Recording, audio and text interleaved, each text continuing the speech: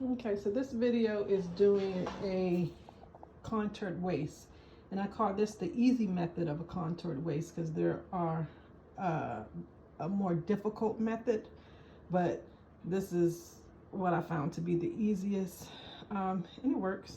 Still looks nice and pretty. So first thing you want to do is close out your dart. So just fold over the dart toward your center front and center back. I'm currently working on the back. So so you just want to fold over your dart to the center back, lay it on a pattern paper, and what you're basically going to do is just outline the slight curve of the waistline there, and leave some room so you can put some seam allowances around. Okay, so you're going to go, eventually you're going to go up, but you need to mark the point, but you're going to eventually make the waistband go up. But I just do like the intersections, so I kind of know this is where it started, where your waistband started. So go ahead, I'm gonna have to put down the phone so I can do this properly, and just basically draw the outline of your waistline itself and do the intersections.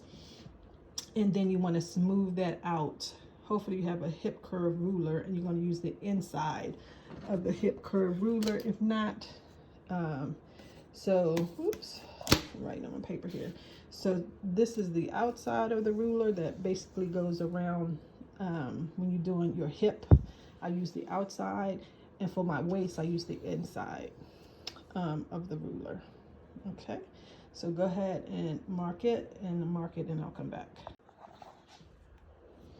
Okay, so when you make that little intersection here, remember how we try to darken it, make that little intersection.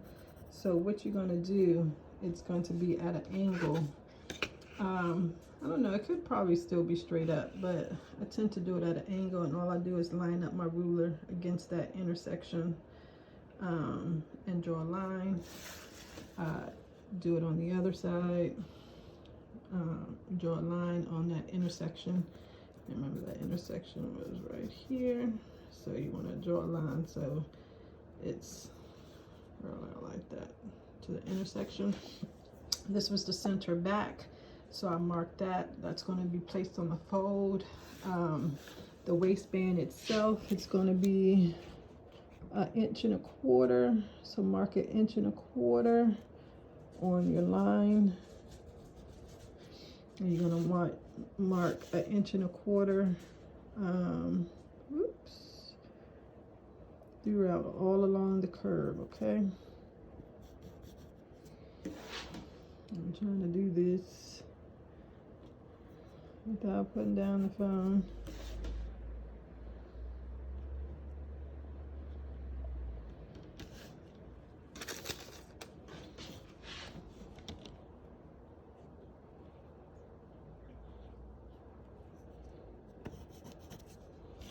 Have to line that back up because my ruler keeps moving, but you get the gist.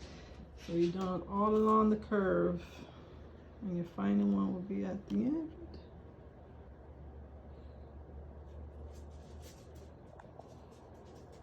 And of course, it doesn't want to work with me. All about there. And so that is your, that looks a little higher, 1.25 inches. Okay, so take the inside of your ruler there, and your goal is to line up 3 at a time. If you line up more, perfect, dots, you know, but at minimum you want to line up 3. I think I can line up 4. Okay, and then once you do that, then you go ahead and line up the other 3 and finish your drawing. And that will be the back pattern. So you're going to label this back. It will be, this is on the fold, so it's cut 1 for main, and then no, I'm sorry, cut 2 for main and facing, and then cut 1 interface. So 2 is the main and facing pieces, 1 is interfacing. It's the back, let's see, back waistband and center back. And what you want to do is add seam allowance all the way around. I'm going to use a 1/2 inch. So I'll come back and show you what the final product look like, or final waistband looks like. All right, so this is the final waistband, back contoured. Let's put contoured, you know, the difference, contour waistband with the seam allowance around all the sides.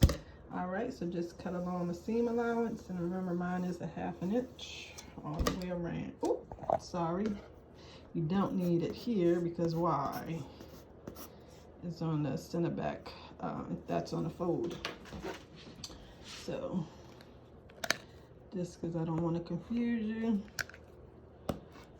we'll be cutting here. We don't need this portion, so it's not all the way around, sorry, because this is the fold. So you'll be cutting center back and then around here, around there, and up there like that. All right, cut that out and repeat the process for the front. The front will be all the way around. The front will be all the way around for your seam allowance. So once you finish that, come back here and I'll show you my final waistband, contour waistband for the front, and show you the labeling. But it's just 2 because the front has the opening, so it'll be 4 times the main and facing, and 2 times the interface piece. Okay, so that's the only difference.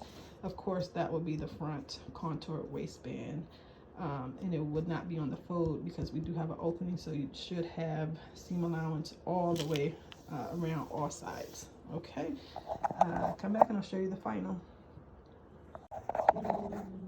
Just one thing for the front, I just want to make sure to remember to, you have to put in the hip pocket portion so you complete the waistline portion, because remember we cut it off for the pocket. So just align your notches at the side seam and at the front at the waist. Remember to close your dart toward the center front. And you can either tape in place or pin in place to secure, and then go ahead and do your cross section here, and then outline your waist, cross section at the back, go up by at the slant based on your cross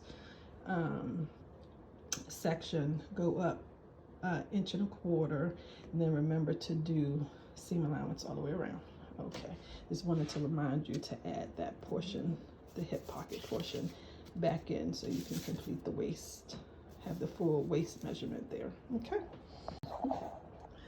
One other thing, I want to make sure that you know that your waistline includes your fly. Okay, make sure to include your fly.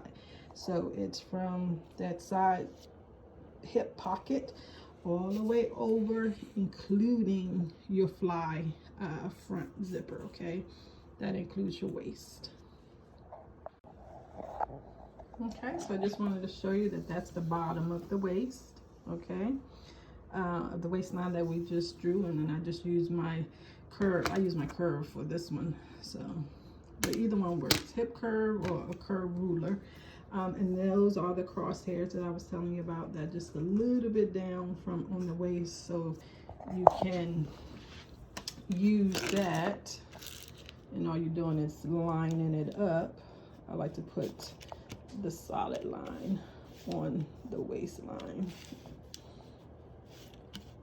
excuse me, and use that and make your markings, you know, up like that, and then you're gonna measure and mark 1.25 inches on there, and then go ahead and finish off your waistband. So I just wanted to show you what the crosshairs look like, and that's giving you the angle. Giving you the angle of your waistband there. Okay, so here is the front cutout. Just remember, seam allowance is added all the way around. And here are my markings. I also marked the center front. Okay, so you want to mark the center front. And this is the end where the fly ends. And so it's definitely, you want to extend that. So those will be your, you know, you can put notches right there just so you would know. And then what I typically try to do is, I don't mark it here, but you can mark it, is the side seam. It's probably especially helpful when you're just beginning. And I put marks on the middle. Because these will be joining. You know, we'll be joining at the side seams. So you can measure it, or you can just eyeball it. Really. Just kind of like in the middle. All right, so again, some marks for your side seam joining, side seam, front, contoured waistband, fly front zipper, I should say, fly front zipper, 4 main and facing, 2 interface. That is your center front, and we also put notches there. That's the end of your fly. You can put fly front if you want. Just, you know, the more notes you make, it's your pattern. You can you want. So this is the front contoured waistband, and this is your back. All right, so again, this is the center back. It will be cut on fold. Okay, so back contoured waistband, fly front zipper. It's going to be 2 main and facing, 1 of interfacing, and this is your side seam, and that is your mark for joining. So basically, you know, they're joined like that at the side seams. Okay, and that's it. That is your front and back contoured waistband. Okay, any questions, let me know. Okay, so one thing I want to make note of, because I have to remind myself that we're using a commercial pattern where the seam allowance is already built in. So the 5/8 is already built in here, so we don't need the extra seam allowance here, you know, because we had it, like, we added it to the end, but the 5/8 is already built in here. And, you know, like I said, I'm using a 1/2 inch, so, you know, I'm already within that. So what I'm going to do is cut the seam allowance off, side seam allowance off, and then I'm just going to make note that seam allowance is already included. So I'm just going to say seam allowance already included. So just put seam allowance already included. And actually, but I won't do it right now. All I'm going to do is fold it under, because I may use this later on. So I might as well keep it. So all I'm going to do is just fold it out like that and tape it under. Okay. Oops, can't do it with one hand, but you get the gist. Fold under and tape it. So it'll be like that. And I have my note that the seam allowance is already included. And let's see, it'll be the same thing on this side on your back pattern, because the commercial pattern that we're using already had it. So just go ahead and fold that out, or don't include it if you looked at the whole video before you started your waistband. But if you was just doing it with me and you included it, just go ahead and just fold it out, and you can tape it, or just keep it folded or tape it, however you want to do it. All right, and that's it. All right, have a good day.